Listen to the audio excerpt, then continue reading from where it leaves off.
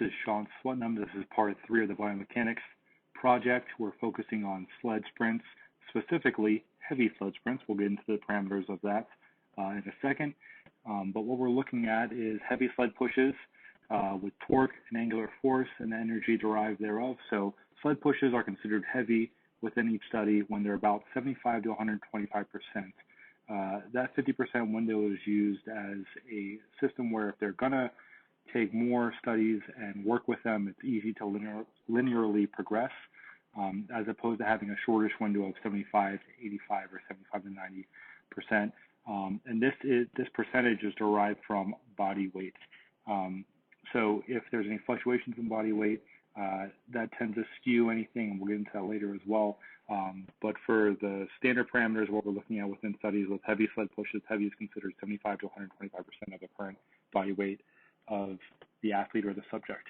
We're looking to increase horizontal ground reaction forces. We're trying to go straight ahead as fast as we can and create better sprint values. We'll call it free sprinting within this realm. And free sprinting in the studies they refer to as just body weight, normal, good old-fashioned sprinting.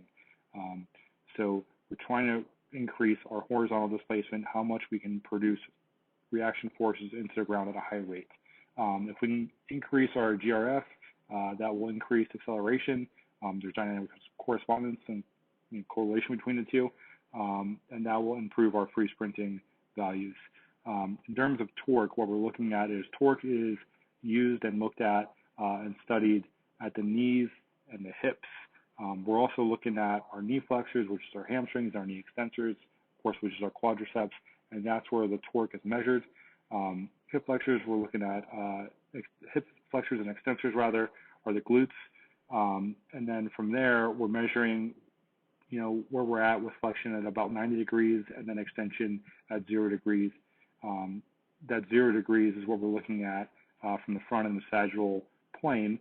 And that 0 degrees of hip extension would be driving to the ground in that drive phase, that acceleration phase at the beginning of a sprint.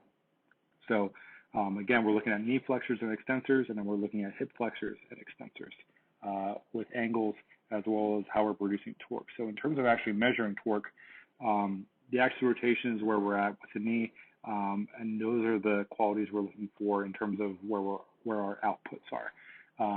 They're using dynamometers. I had trouble saying that many times, and here we go having trouble with it again, and I'll probably have trouble with it in the future. So dynamometers, and they're putting them on the knee and as well as the hip in regards to trying to gather as much information with torque as possible when we're looking at heavy sled push sprint studies. So the one thing that we have to do when we're looking at measuring torque is that the factor that affects it is actually gravity, because we have a new apparatus on the subject, and that adds some displacement in terms of their weight and how hard they're pushing, but also just weight of the actual extremity of the leg. We're also looking at peak force, which is measured with accordance with the body weight, using a formula where we're seeing the PT in terms of our idea of where our body weight is, and then kilograms as well as our numerical output. And then, of course, there's a ratio between the hamstrings and quadriceps in regards to peak torque that we're also looking at, since they are, of course, biarticular, where they're at the knee and they're also at the hip. So eccentric hamstring torque is used alongside concentric quadriceps torque using this ratio. And the eccentric hamstring portion of this, when we're looking at the concentric quadriceps, creates a ratio where we can really look at torque and decide, okay, are we having higher or lower torque outputs within a horizontal angular force production. So the idea here is let's go as fast as we can with as heavy as sled we can between that 75 to 105% of body weight parameter, and let's try and push that and see how fast we can go in a short duration. So we need to look at posture if we're considering anything that has to do with specificity of sprinting, and we want as much transfer over to the sprinting as available. So if we're looking at a sled, here we have a rogue sled that has 4 arms to it. The weight is loaded right in the middle. This is a good idea of what we're looking at. Sometimes we'll see a triangular sled or different ideas of high or low handles. But for right now, this is the standard that we've been seeing in most studies. where weight loaded in the middle, it's not loaded in the front and then loaded in the back. So this is what we're looking at. What I also want to point out is we're on turf in this picture that we've taken from the internet in terms of other studies and what we've seen. But I want to specifically look at our posture where from our shoulder to our hip, aka our spine, our torso, that angle directly corresponds with, in this case, the left leg, which is fully extended, that shin. That shin angle is going to match the back angle at full extension, as well as the shank angle of the flex tip leg, the right leg. So we're putting as much horizontal force into the ground. So the more horizontal the shank is, the more we can produce force horizontally and create higher ground reaction forces, which is fantastic. We'd like to see a little bit more of a torso, almost, I don't want to say it's going to be parallel with the ground, but we'd like to see the torso come forward a little bit to allow for the hands to be shoulder height within this position. So this is a pretty darn good position. He's on the balls of his feet. He's striking with his forefoot. There's no heel striking, which we'll get into later as well as a fault. But this is a pretty darn good position that we're looking for when we're trying to accelerate heavy force as much as possible. So with this sled that we see from Rogue Fitness, it's between either 65 and 75 pounds, and he's got 90 pounds loaded on there as well.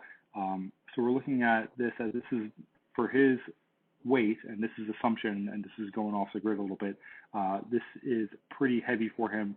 If we were to guess his height compared to how high the sled is, this could be about 85 to 95% of his body weight. So pretty darn good sled pushing, even though this is in a static position, just to reinforce the position. So moving on, factors that negatively impact torque. We're looking at incorrect measuring apparatus in regards to how they weigh the apparatus.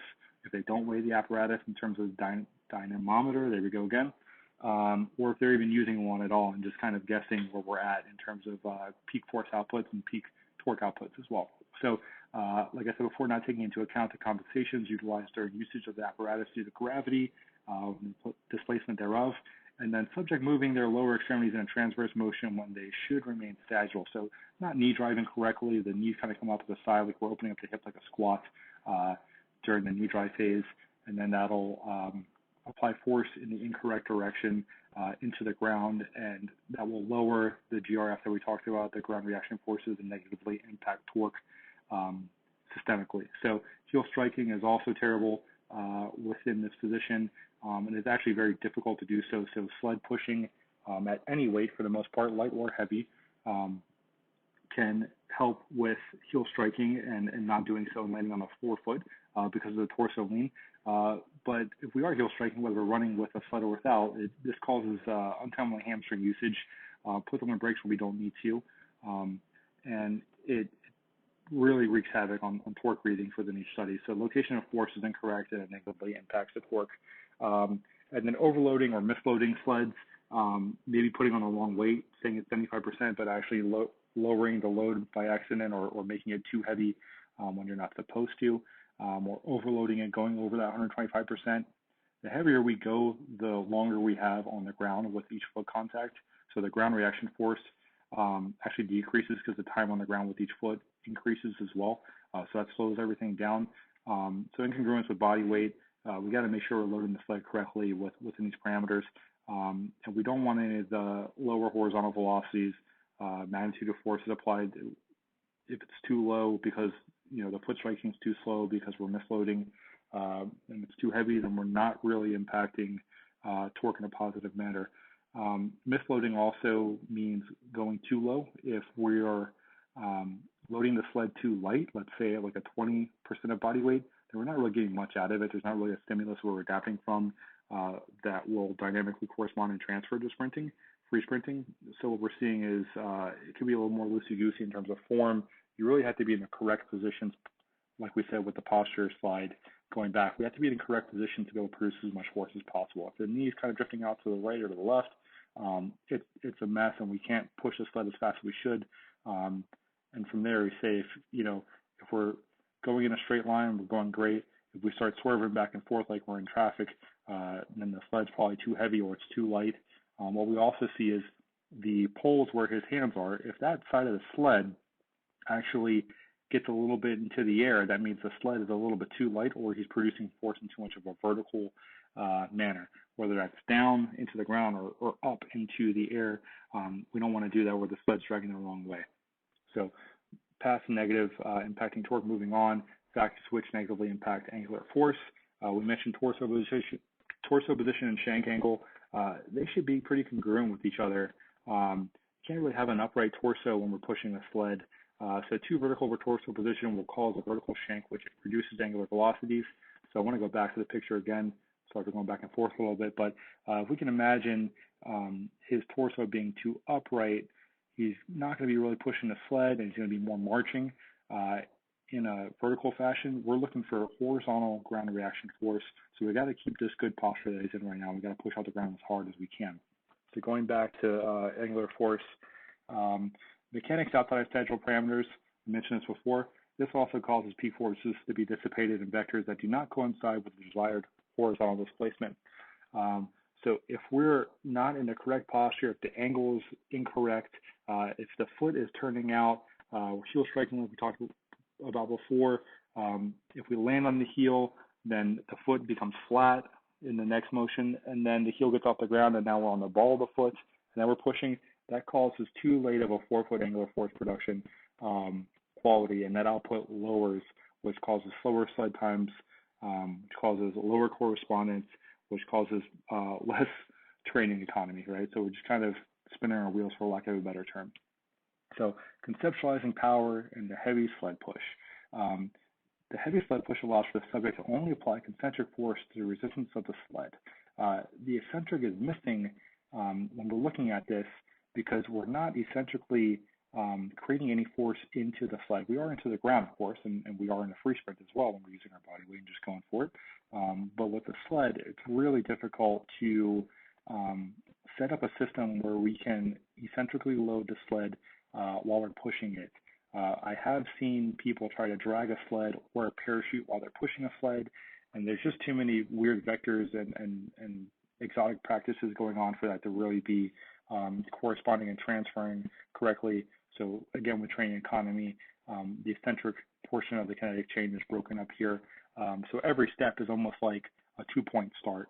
We're getting a good starting position over and over again, really producing as much force as we can, and lets us empty the clip in regards to really driving and pushing the forces higher and higher, because that's what we're looking for. We're trying to increase the ground reaction force.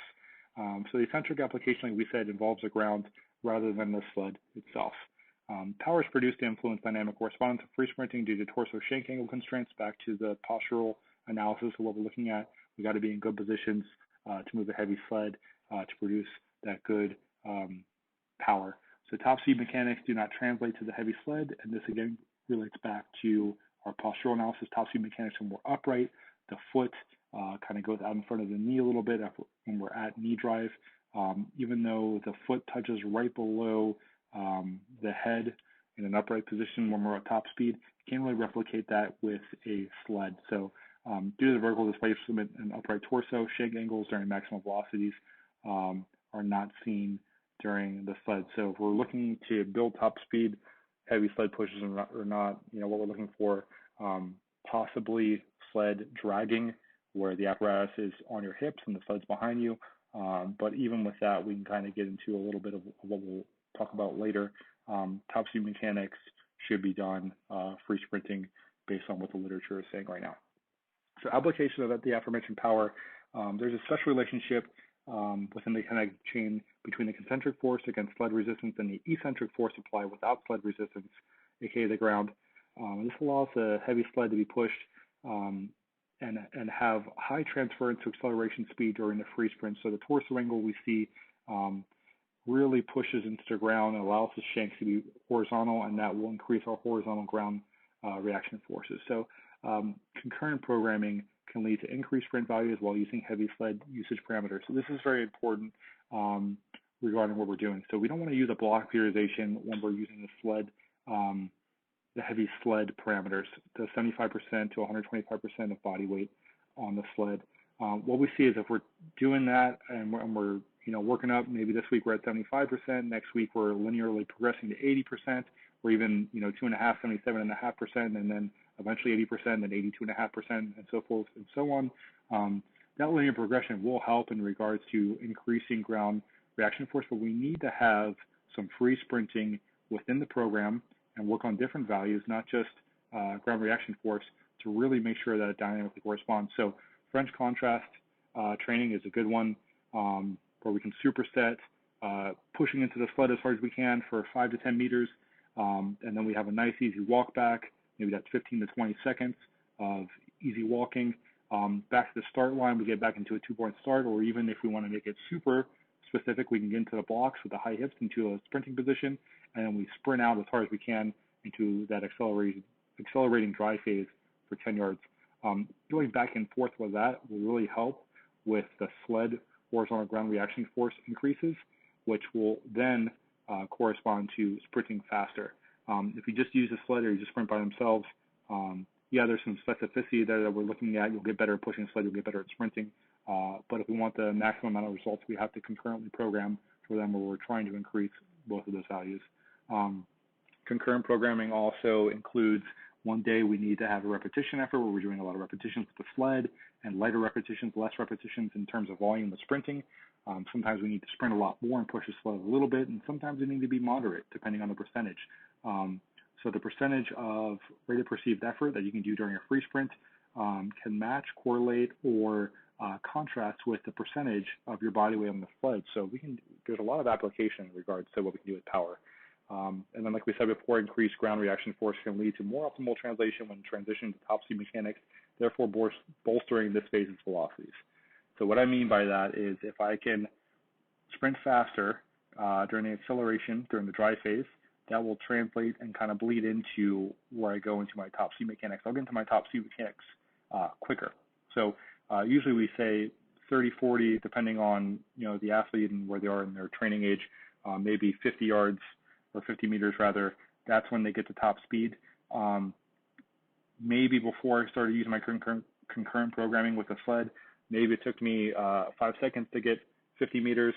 Now it's taking me 4.9 seconds to get 50 meters, so I can get to that that top speed phase a little bit quicker, which will bolster both phases' velocities, right? So factual considerations, restrictive ground material makeup. So when we're actually pushing the sled, we got to have the correct ground. Track helps depending on what kind of sled you have. That's very important. If you have some grass, depending on the weather, the climate, that might help or hinder. Turf, wood flooring, it just depends where you're at. If you're on carpet, maybe that'll help the sled glide, but maybe your feet won't be able to push up as hard. You'll be slipping a little bit, so it depends. Excess friction can negatively impact sled loading parameters for both the movement of the sled and the contact quality of the feet, the striking of the ground. So you got to have the right ground. If there's too much friction on the ground, you could have 75% of your body weight on that sled, and it should be moving pretty good.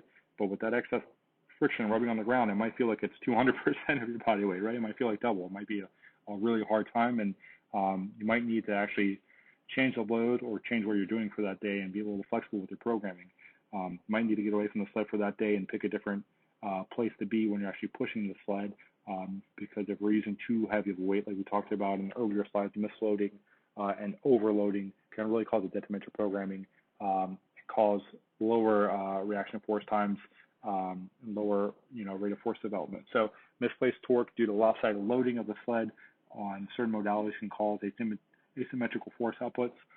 Some sleds you can load them in the front and the back. Some you can do the left and the right. Some right in the middle, like the ones we've shown, which seems to be the most optimal within the literature. But if you load two 25-pound plates on one side and a 45 and a 2.5 on one side, sometimes it's a little bit awkward just because of the mass of each plate, even though it's the same weight. Sometimes if the weight's on the left and the right and you're a little bit stronger on the left or right, that causes issues also. So asymmetry is something to look at if you're coaching and programming this setup within the sled, and those factors can really cause a detriment also to programming. You might be doing everything right, but the actual execution of your program might need a second look. So length of pushing must be considered in relation to the specificity of how long each individual is in their acceleration and dry phase of sprinting. So like we mentioned before, if you're driving for 30 meters, we don't need to be pushing a sled for 40 meters. And maybe pushing for a sled for 10 meters might help, but sometimes we need to be specific within there, and we need to make sure we're doing the right thing. So lastly, body weight considerations in regard to body mass index can impact sled efficacy. If an athlete is gaining weight, losing weight, even body composition changes where they might stay the same weight, but the lean body mass is potentiates more power to be, output. It could be difficult to load the sled correctly. So if an athlete weighs 200 pounds and he needs to be at 100% of his body weight, he needs to push that 200-pound sled. That's fantastic. But let's say after 4 or 5 weeks of this program, he ends up losing or gaining 10 pounds. That the percentage of body weight needs to change with the body weight changes as well to make sure everything's corresponding. So that's also something to look at as well. So common heavy sled pushing errors. Arms are in a static position when we're pushing a sled. They're isometric, contracting triceps, the biceps and the shoulders, forearms as well, extensors and flexors. Everything squeezed as hard as we can because that sled is heavy and we're trying to move it as quickly as we can. There's a lot of irradiation in the shoulder.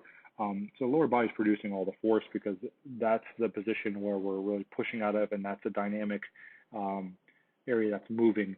The kinetic chain, however, because we're moving and pushing through the ground, travels up the ankle, all the energy into the knee, hip, into the back, and we're showing that chain of energy going through the sled, but we're really producing it at the ground level, right? So bent arms can cause excessive lordosis in the lower back, some anterior pelvic tilt, and this wreaks havoc on the hamstrings and shortens them. So we're not really to eccentrically set up the correct positions that we need to produce as much force. So force and torque is, there's a misapplication there, but also the readings at the knee and the hip could be incorrect with the there we go again, dynamometer. Okay. The measuring apparatus at the knee and the hip when we're measuring torque and force and energy displacement. We want to make sure that the posture is in the right place, the hips are in the right place, we're not tilted, and bending the arms too much with a heavy sled will cause an arch in the back that we're not looking for. Bent arms can also allow vertical translation of the torso and misguided force application where we're producing too much force vertically as opposed to horizontally. Horizontal is the name of the game here. Over rotation of the torso, going side to side like we're doing a Russian twist, like we're rotating too much, the belly button's moving excessively. This can cause pronation and or supination of the feet and the misdirected force qualities. So we want to make sure that the pronation and supination of the feet are correct when we're in the knee drive. We want that anterior tibialis at the knee drive really on so that the ball of the foot is present. The big toe is kind of curling up back towards the shin. That'll really expose the ball of the foot, so that's what we're going to really push off of once that leg gets extended and that ball of the foot pushes the ground. But excessive pronation is going to cause way too much lateral force to be produced, too much transverse reaction there as well. So we got to really make sure that we're in a sagittal position, we're knee driving correctly, and the torso is, I don't want to say nice and tight, but it's dynamic enough to allow for a linear movement as opposed to a multi-directional movement or a lateral movement. Hands and arms, which are not horizontal and too far above the shoulders, causes variable horizontal displacement. That regards torso. If the hands are too low towards the ground, the back has to also be almost parallel with the ground. But if the hands are too high, then we start to see the torso reach up and the chest is too apparent, and that aspect of the position and the posture is incorrect for producing the ground reaction forces in a horizontal manner. So hands and arms that are too far below the shoulders cause the feet to distance themselves from the sled. So the feet are way too far away from the handles, and this causes way too much reaction time on the ground, and that causes slower outputs in terms of the quality that we're looking for with torque, angular force, and energy output. So this is our low position. You can see the back is parallel with the ground almost. Now, if we really look at the knee that's driving, man, that shin is really parallel with the ground. We're not going to be able to, do that in a running position when we're trying to sprint and accelerate. The closest we'll get to that is out of the blocks if we're really looking for sprinters. But even in that position, these hips are too low to start out of blocks. These red plates that are 45 pounds each on this Butcher specific sled. The sled's called a Butcher because on the other side you can see there's low handles and there's really low handles. If the sled is too heavy, usually we'll see that horizontal shin because they got to really produce so much force horizontally, and now it becomes a horizontal leg press a dynamic leg press, for lack of a better term, as opposed to a sprinting position. So this is a fault and an error we're looking at. Heavy sled pushing in research. So research normally, and the myriad of studies that I've seen studied, and can you study a study? I don't know, but that's a rhetorical question, right? We're seeing sleds that are lower than 75% of a subject's body weight, so they're lighter sleds, and that allows for less ground reaction forces because there's less ground reaction time, right? So if I can put my foot on the ground for a little bit longer, I can produce a little bit more force. If I can touch my foot on the ground quickly, I'm producing a little bit less force, more of a striking position. We're stabbing the foot into the ground. Anything lower than 75%, we can get. I've seen 70%. You can kind of get away with that. There's a little bit of a outlier there in certain research and literature as well, where that helps. When we start out with someone and they haven't really worked with the sled, we don't want to start them at 75% of their body weight. We got to start somewhere. So technique is usually honed in below 75%, so that's something to note also. But if we're looking for horizontal displacement and real good transference of free sprinting, 75%, and 50% above that, 125%, anywhere within that window is what we're looking to really squeeze the juice out of. So sleds are often towed and then compared to parachute usage. Parachutes have been very popular, and the sled apparatus where we're seeing them being towed and drug is where we're seeing either like a backpack position where the straps are around the shoulders, and then the sled is on a line, on a rope, and as the athlete sprints, the slack is taken out of that rope, and then the sled drags. So there's a little bit of a jerky position there, which affects sprint speed and sprint mechanics. But the parachute kind of has the same thing, but the parachute, if we're looking at pure resistance, is as light as we would want to go. And that's just a mess in terms of if you ever use a parachute, unwinding it, packing it, it's a little bit of a mess as opposed to a sled. So sled towing sees shortened stride length due to mass-specific force being displaced. MSF, mass-specific force, what we're talking about there, and Barry Ross has talked about this, and I'll reference that in the very last slide. But we're looking at something, if we can produce more force, that's fantastic. But if my body weight is high, and I'm producing a ratio of force that isn't very, what's the best way to put it? It isn't very impressive. It doesn't really matter. I'm not going to go very fast. So if I have a 200-pound athlete and he's producing 400 pounds of force, then his mass-specific force is about double. But if I have an athlete that has 100 pounds and he's also producing 200 pounds of force, then he's producing a lot higher of a ratio of force. So sometimes it's okay to not gain weight, especially in sprinting if we're looking for pure speed, linear values. If I stay the same weight but increase my force production from lifting and practice with a heavy sled, I'll be able to go faster. But if my body weight increases, we talked about the mass-specific force ratio is dampened, and you're not going as fast even though you've gotten stronger. So mass-specific force is displaced due to the hips being pulled back towards the sled as the body attempts to speed forward during a sled towing position. So we'll see in the picture. I'm going to come back to the last portion too. But we have A through G here. E, F, and G is a sled towing position where she's using a belt apparatus. And we'll see if we compare E to A, her stride is shorter. And if we can compare E to B, where she's on a sled, not a heavy sled, an empty sled, C, a little bit heavier, and then D, even a little bit heavier than that, we're seeing that her stride is shorter compared to E and B. F and G see her striking her foot into the ground in G, and F is where her foot's coming down. So we're seeing a really short stride, which is not what we're looking for. This really doesn't allow for the maximum amount of hip extension that we're looking for. If you look at pictures in A, B, C, and D, there's pretty darn good hip extension.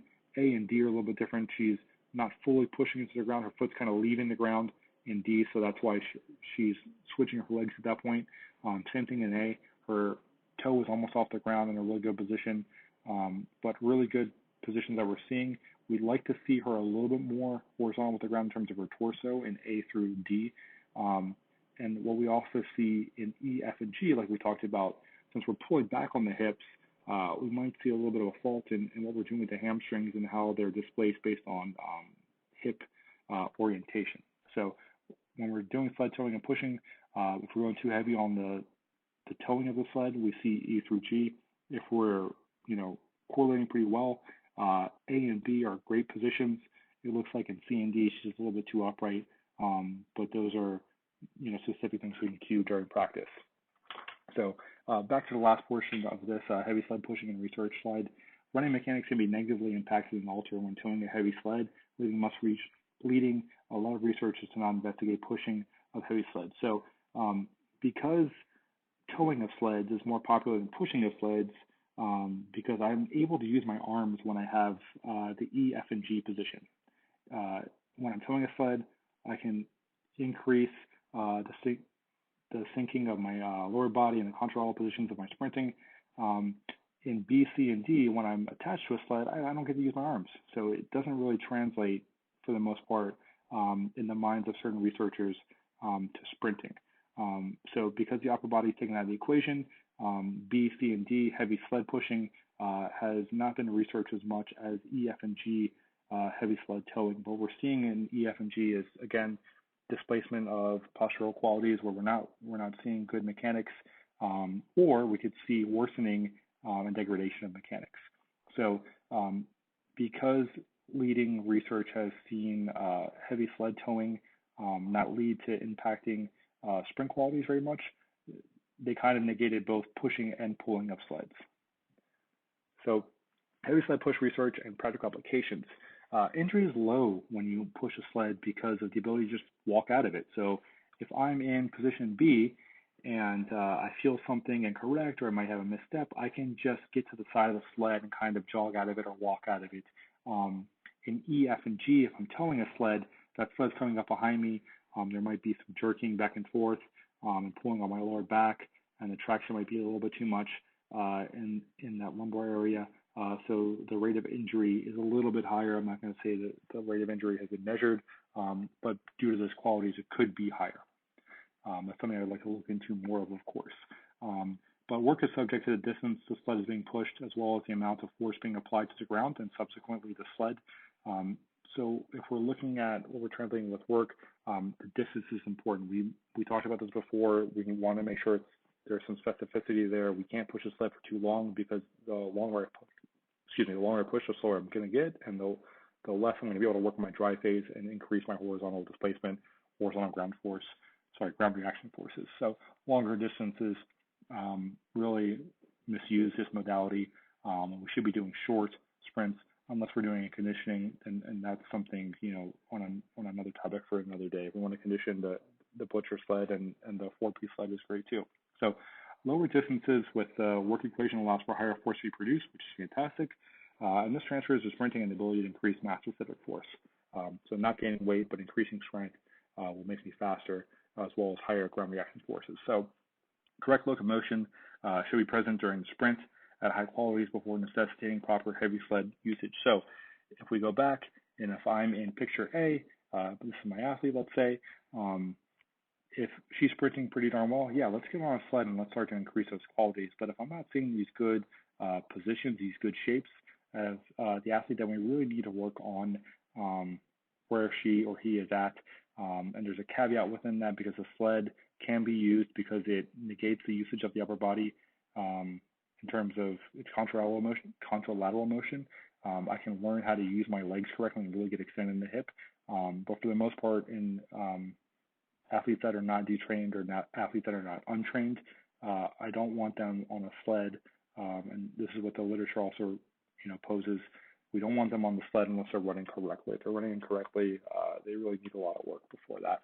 So lower distances, like we said,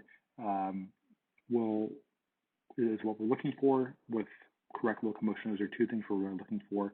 We don't want to go long distance and we don't want to have bad position. So I alluded to this, but heavy sled pushes can be used to train pure sagittal mechanics to detrain athletes wishing to improve sprint values. So if I have an athlete that's just not good at sprinting, maybe the arms and the legs aren't syncing up, maybe there's some issues in terms of leg extension or even knee drive, they can really work on that, as well as, where their posture is, if they're a little bit too low, if they're rounding their back, if they're arching their back, going flexion extension in a global manner. We really want to use the sled in a position to keep them flat and keep them ready to go. And if they're striking on their heels, Sled's great because it'll constrain their torso, which means they're going to have to really push out the ball of the foot to get anywhere. So here are the references, like I said before. Thank you so much for listening in.